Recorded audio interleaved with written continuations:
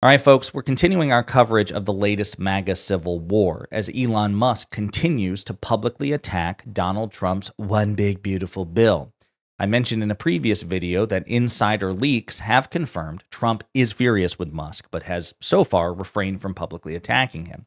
But now I want to focus on a different part, a different dimension of this conflict, which is that Musk is publicly threatening Republican lawmakers who vote for the one big beautiful bill and seems to be whipping votes against it and is finding some measure of success. And as a matter of fact, as of this morning, Mike Johnson, the Republican Speaker of the House, who calls Elon Musk a friend, says Musk is no longer taking his calls because he's backing Trump's one big beautiful bill. So this drama is getting really serious. It's escalating rapidly and could have a major impact on the midterm elections if Musk continues. But before we unpack all that, if you end up liking this video and you want to support the channel, please be sure to hit the like, subscribe, and alert bells before you go.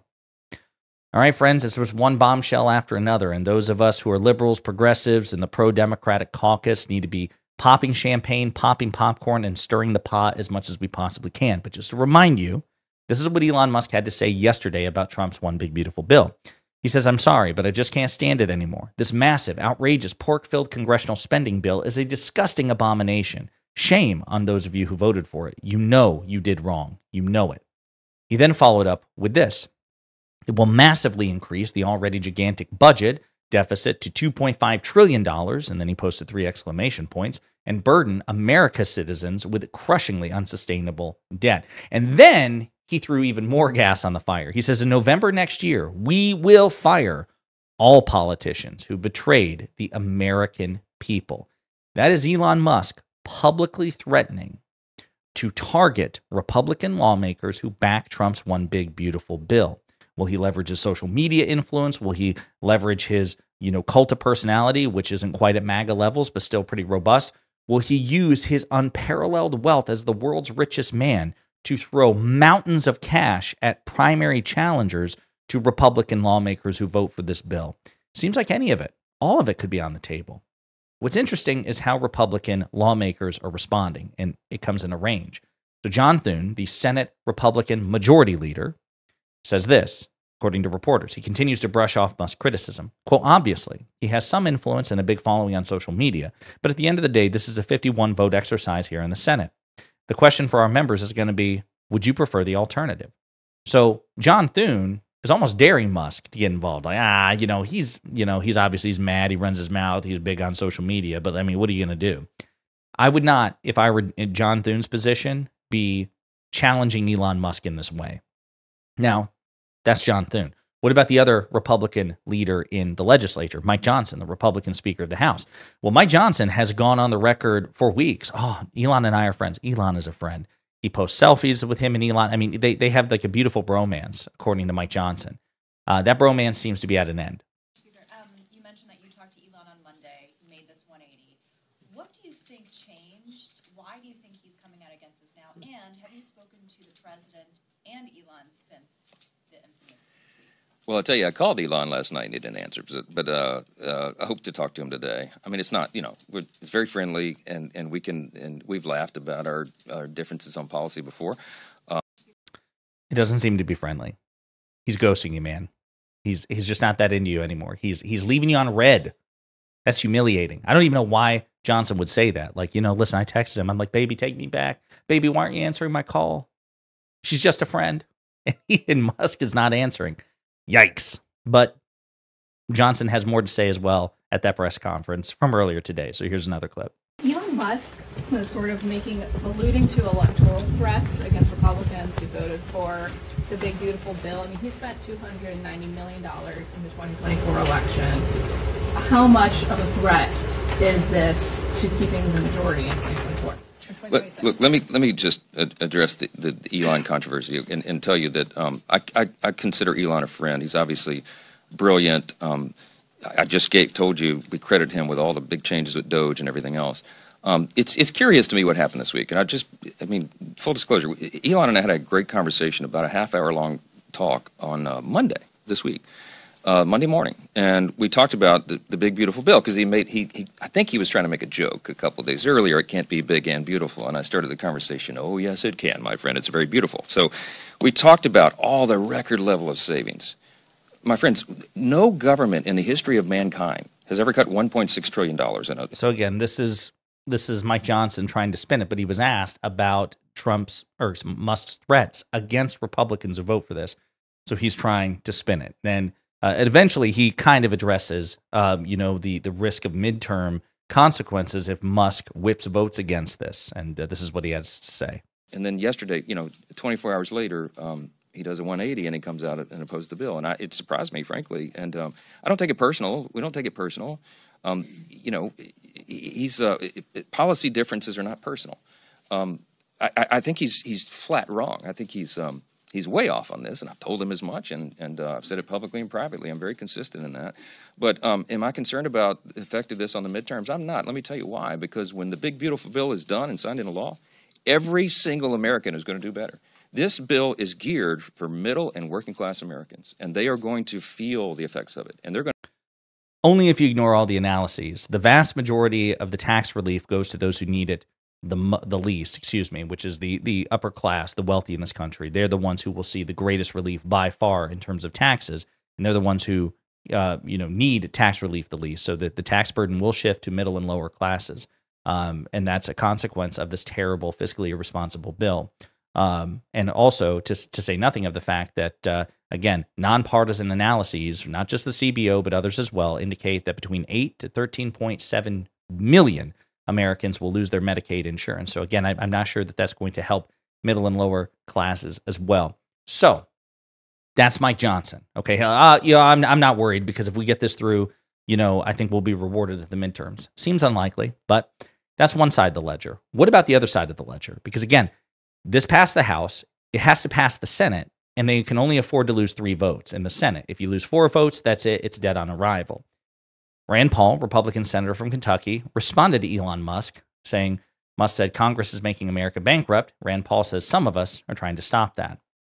Mike Lee, Republican senator from Utah, said federal spending has become excessive. The resulting inflation harms Americans and weaponizes government. The Senate can make this bill better. It must now do so. This is in response to Elon Musk, indicating support for Musk's position.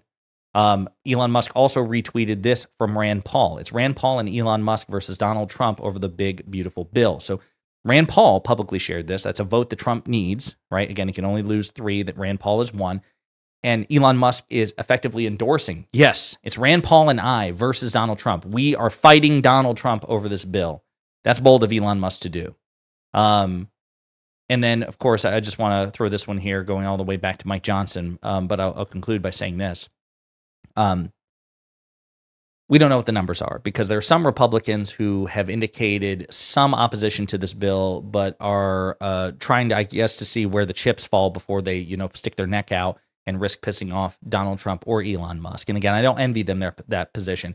I also don't have much by way of sympathy because they helped create that situation in the first place. It could be 4 against this bill. It could be more than that because there are Republican senators like Josh Hawley, for example, who are taking the populist approach, at least rhetorically, saying, oh, this cuts Medicaid, which it does, and I oppose it, right? He doesn't care so much about the, quote-unquote fiscal hawkishness of it like, Rand Paul does, for example. And so, Susan Collins and Lisa Murkowski and Josh Hawley, who, have constituencies who would oppose Medicaid cuts, that's 3 people right there.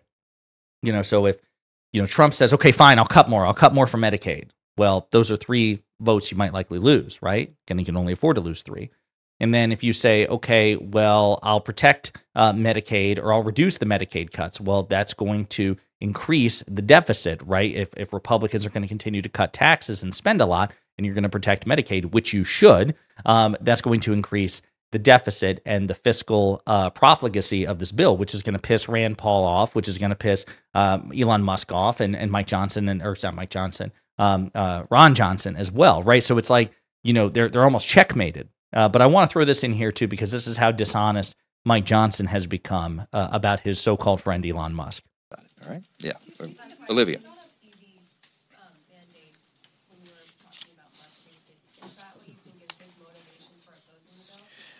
Manu brought up EV mandates, not me, okay? And I said that everybody can draw their own conclusions about that. Look, I don't subscribe motive to anybody. I try not to do that. It's a good way to live. He does it all the time. So she's saying, well, wait a minute. Didn't you basically say it was because Musk was losing his electric vehicle subsidies and he runs an electric vehicle company? Isn't that why he's so pissed off about this? Oh, no, it was a CNN reporter who brought it up, not me. I'm not indicating anything about motive.